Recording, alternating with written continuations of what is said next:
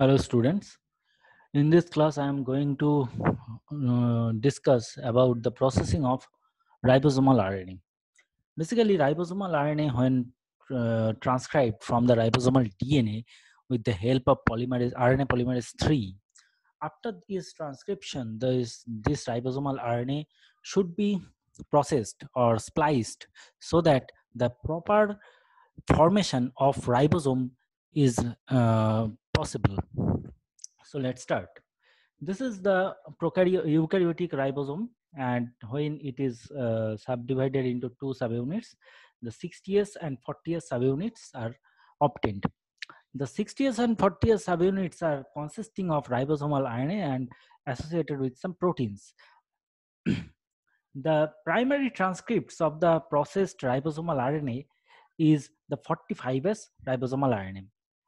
This is the first primary transcript from which it is undergoes the processing and produce two subunits. One is 30s ribosomal RNA and 32s ribosomal RNA.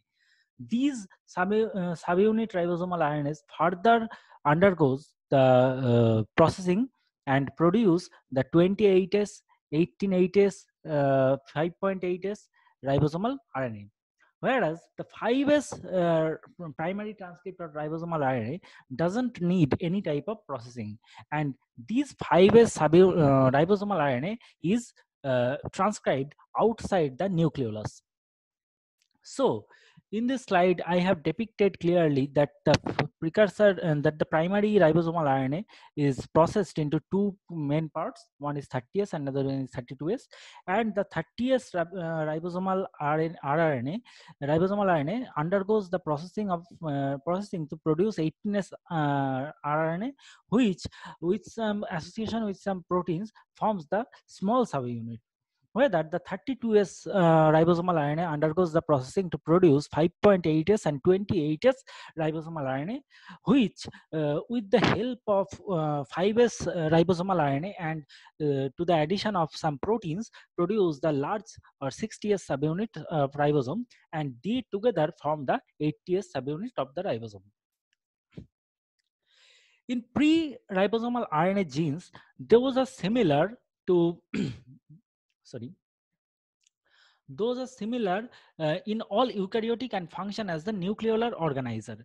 Basically, this is the gene structure of primary ribosomal RNA in case of human, Xenopus laevis, Drosophila melanogaster, and Saccharomyces cerevisiae, where the blue portions are represented as the introns and blue portions are represented as the introns, exons, and the yellow portions are represented as the introns. These introns are named here as the transcribed spacer, and these spacers should be removed in the 5' to 3' direction so that the blue portion or exons can be placed together and to form the mature ribosomal RNA transcript for the formation of ribosome. So in this slide, I have depicted the small nucleolar RNA production and their formation formation of the ribosome subunits. Here in the nucleolus, the pre-RNA rRNA is formed as 45S pre-rRNA, and after some time, it will produce the 32S and 30S subunits of 30S and 32S ribosomal RNA, which undergoes further modification to produce the mature rRNA, which migrates migrates into the cytoplasm where the protein association happens. All other proteins are located in the cytoplasm, but in nucleus there is only protein present that is known as the histone protein, and some other regulatory proteins, those are present in the nucleus, which helps for the production of which helps in the formation of replication, translation, transcription, replication and transcription, and these regulatory proteins are present in the nucleus. This is the process by which the mature ribosomal RNA attached with the proteins in the cytoplasm and form the ribosomal subunits. So this ribosomal RNA is undergone to the splicing machinery, and this is known as the self-splicing group 1 intron type splicing.